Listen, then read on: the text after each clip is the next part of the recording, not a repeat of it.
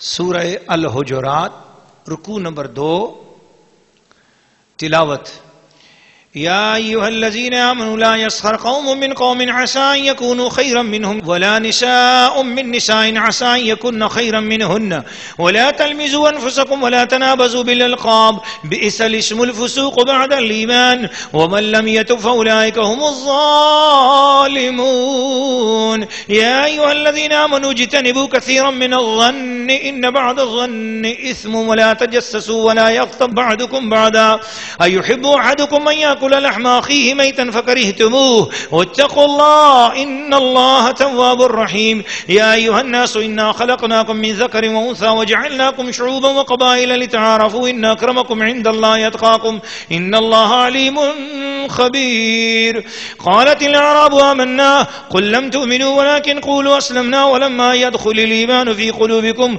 وإن تطيعوا الله ورسوله لا يلدكم من أعمالكم شيئا إن الله غفور رحيم إنما المؤمنون الذين آمنوا بالله ورسوله ثم لم يرتابوا وجاهدوا بأموالهم وأنفسهم في سبيل الله أولئك هم الصادقون قل أتعلمون الله بدينكم والله يعلم ما في السماوات وما في الأرض والله بكل شيء عليم يمنون عليك أن أسلموا قل لا تمنوا علي إسلامكم بل الله يمن عليكم أن هداكم للإيمان إن كنتم صادقين إن الله يعلم غيب السماوات والأرض والله بصير بما تعملون. سورہ الحجرات رکوع نمبر 2 ترجمہ کنز الایمان. اے ایمان والو، مرد مردوں سے ہنسے عجب نہیں کہ وہ ان ہنسنے والوں سے بہتر ہوں، اور نہ عورتیں عورتوں سے دور نہیں کہ وہ ان ہنسنے والیوں سے بہتر ہوں. اور آپس میں تانا نہ کرو اور ایک دوسرے کے برے نام نہ رکھو. کیا ہی برا نام ہے مسلمان ہو کر فاسق کہلانا، اور جو توبہ نہ کریں تو وہ وہی ظالم ہے. اے ایمان والو، بہت گمانوں سے بچو، بے شک کوئی گمان گناہ ہو جاتا ہے. اور عیب نہ ڈھونڈو اور ایک دوسرے کی غیبت نہ کرو. کیا تم میں کوئی پسند رکھے گا کہ اپنے مرے بھائی کا گوشت کھائے؟ تو یہ تمہیں گوارا نہ ہوگا. اور اللہ سے ڈرو، بے شک اللہ بہت توبہ قبول کرنے والا مہربان.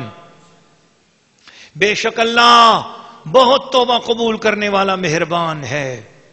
اے لوگو، ہم نے تمہیں ایک مرد اور ایک عورت سے پیدا کیا اور تمہیں شاخیں اور قبیلے کیا کہ آپس میں پہچان رکھو. بے شک اللہ کے یہاں تم میں زیادہ عزت والا وہ جو تم میں زیادہ پرہیزگار ہے. بے شک اللہ جاننے والا خبردار ہے. گنوار بولے ہم ایمان لائے، تم فرماؤ تم ایمان تو نہ لائے، ہاں یوں کہو کہ ہم مطیع ہوئے، اور ابھی ایمان تمہارے دلوں میں کہاں داخل ہوا. اور اگر تم اللہ اور اس کے رسول کی فرما برداری کرو گے تو تمہارے کسی عمل کا تمہیں نقصان نہ دے گا. بے شک اللہ بخشنے والا مہربان ہے. ایمان والے تو وہی ہیں جو اللہ اور اس کے رسول پر ایمان لائے، پھر شک نہ کیا اور اپنی جان اور مال سے اللہ کی راہ میں جہاد کیا، وہی سچے ہیں. تم فرماؤ، کیا تم اللہ کو اپنا دین بتاتے ہو؟ اور اللہ جانتا ہے جو کچھ اور جو ہے، اور اللہ سب کچھ جانتا ہے.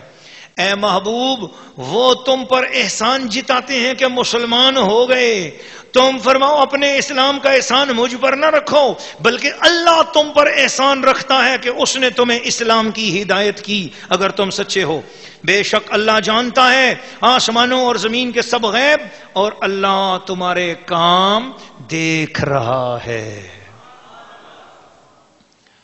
سورہ الحجرات رکوع نمبر 2 تفسیر. ناظرین و ناظرات، سامعین و سامعات، اس رکوع کی تفسیر میں بہت ہی اہم مسائل اور نہایت ہی اہم تشریحات ہیں، اور یہ اتنا وقت مانگتا ہے یہ رکوع کہ اگر 1 گھنٹے تک اس پر گفتگو کی جائے تو یہ رکوع اسی طرح اپنے فیض لٹاتا رہے گا، شاید کہ پھر اور ٹائم بھی مانگے، مگر میں ایک غریب صحابی کی ایک بات کر کے، باقی تو ساری باتیں آپ کو سمجھ آئی گئی ہیں، لیکن ایک فکرہ، اس کی تشریح، ایک جملہ، ایک آیت کریمہ کا ایک حصہ جو اکثر نکاح کے موقع پر پڑھا جاتا ہے. یا ایھا الناس انا خلقناکم من ذکر و انثی وجعلناکم شعوبا وقبائل لتعارفوا ان اکرمکم عند اللہ اتقاکم ان اللہ علیم خبیر. یہ کلمہ، یہ آیت کریمہ تقریباً نکاح کے تمام خطبوں میں پڑھی جاتی ہے. اس کا شان نزول کیا ہے، آئیے آپ کو یہ سنا دیتا ہوں، تو آپ ذرا سنیں گے تو پھر آپ کو ذرا اس کا فیضان ملے گا، اور یقیناً ساری دنیا میں بھی یہ بات جائے گی. رسول کریم صلی اللہ علیہ وسلم نے بازار مدینہ میں ایک حبشی غلام ملاحظہ فرمایا. مدینہ کے بازار میں غلام خود بکنے آیا ہوا تھا. کاش کہ کوئی ایسی دکان وہاں اب بھی ہو، ایسی دکان کھل جائے جہاں حضور دیکھنے آئے کہ ہے کوئی بکنے کے لیے آیا ہوا، اور ہم اس دکان پہ جا کے پہنچ جائیں کہ حضور خرید لو ہمیں.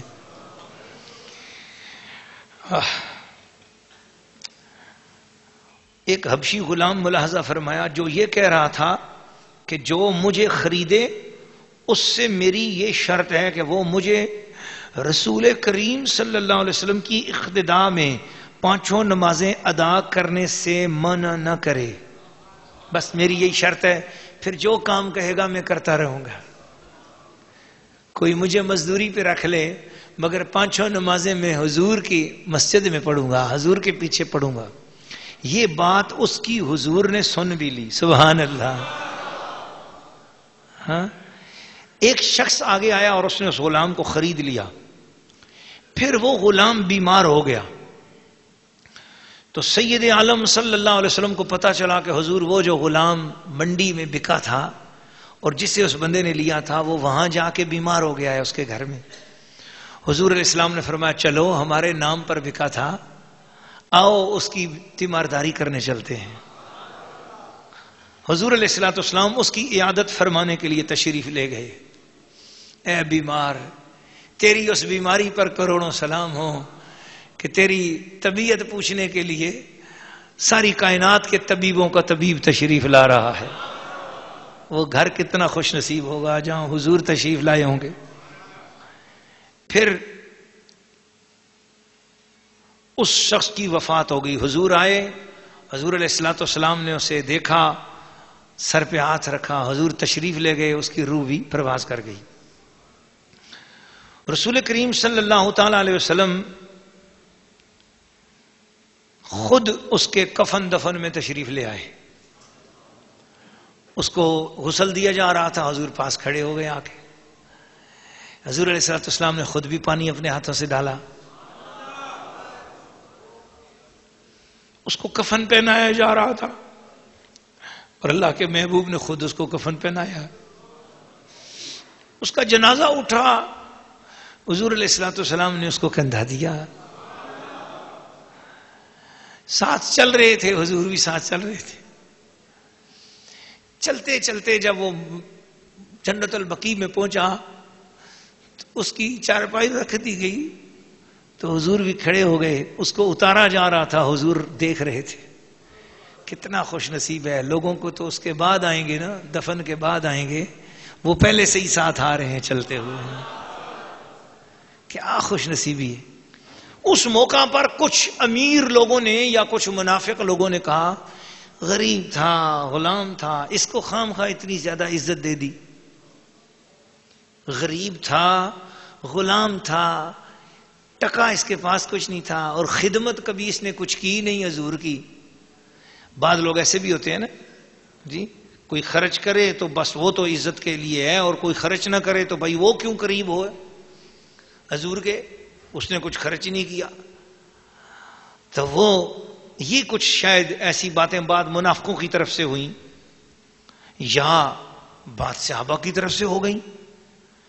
بس یہ باتیں ہوئیں اور ادھر حضور کے دل پہ بوجھ آیا کہ اس کی غربت تھی، یہ کچھ نہیں پیش کر سکا تھا، لیکن اس کے دل کا جذبہ تو تھا، یہ محبت والا تو تھا، نسب کی بنا پر کہ یہ ایک غلام ہے اور اس بنا پر اس کو حقیر کیوں جانا جائے. بس یہ خیالات حضور کو آ رہے تھے. اللہ پاک نے اس غلام کی شان میں یہ آیت مبارکہ نازل کی، یا ایھا الناس انا خلقناکم من ذکر و انثی وجعلناکم شعوبا وقبائل لتعارفوا. لوگوں، ہم نے تو یہ صرف کسی کو امیر اور کسی کو غریب بنا دیا، کسی کو غلام اور کسی کو آقا کر دیا، یہ تو ایک طرح تعارف ہے. ان اکرمکم عند اللہ اتقاکم، تمہارے نزدیک تم میں سے زیادہ عزت والا خدا کے نزدیک تو وہ ہے جو زیادہ تقوی والا ہے. اس کا دیکھو نا، یہ بیچارہ غلام تھا، لیکن اس نے بکنے سے پہلے شرط یہ لگا دی کہ میں اس کے ہاتھ کام کروں گا کہ جو مجھے 5 ٹائم نماز حضور کے پیچھے پڑھنے دے گا. یہ بات اس کی تقوی والی تھی. فرمایا اس بنا پر وہ سب سے زیادہ عزت لے گیا اور عزت والا ہے. ان اللہ علیم خبیر. یہ آیت کریمہ اس مرحوم کی شان میں نازل ہوئی. وہ چلا گیا اور اس کے پیچھے یہ آیت آئی ہے نا. اب میں یہاں سے جو نکتہ پیش کر رہا ہوں آپ غور کریں گے نا تو میں دیکھتا ہوں کتنا غور کرتے ہیں. آپ غور فرمائیں نا. وہ مرحوم تھا، چلا گیا، اس کے پیچھے آیت آئی، اس کے پیچھے قرآن آیا، شان آئی. تو جب وہ چلا گیا، اس کے وصال کے بعد جو قرآن پڑھا گیا، جو اس کی شان میں یہ بات آئی اور پھر ساری امت کے لیے یہ آگے نمونہ بن گئی.